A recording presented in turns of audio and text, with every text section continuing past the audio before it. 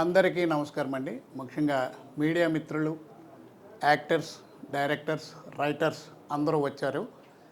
Four media తరపున ఈరోజు ఘనంగా ఈ ఫోర్ మీడియా ప్రారంభోత్సవం జరిగింది. ఈ ప్రారంభోత్సవం సందర్భంగా ఇచ్చేసిన అందరికీ నా కృతజ్ఞతలు. నా పేరు తాడి బలరాం.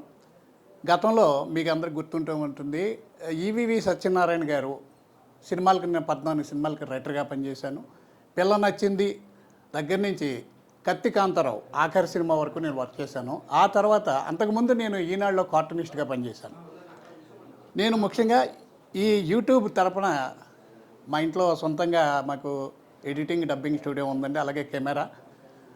మా ఛానల్స్లో బాగా నటించిన, ఎక్కువ ఛానల్స్లో నటించిన చక్కని గారు ఉన్నారు. ఆవిడ ద్వారా నాకు ఈ ఛానల్ గురించి తెలిసింది.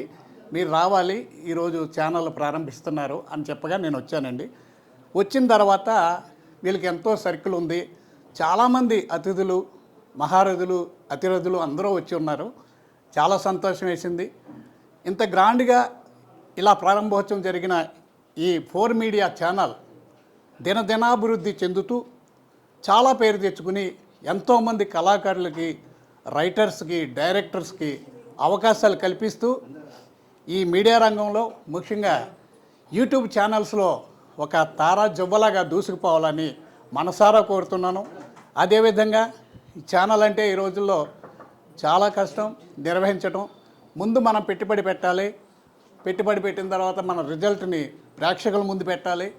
ప్రేక్షకులు మెచ్చి కొన్ని లక్షల మంది చూస్తే కానీ మనకు డబ్బులు రాని పరిస్థితి.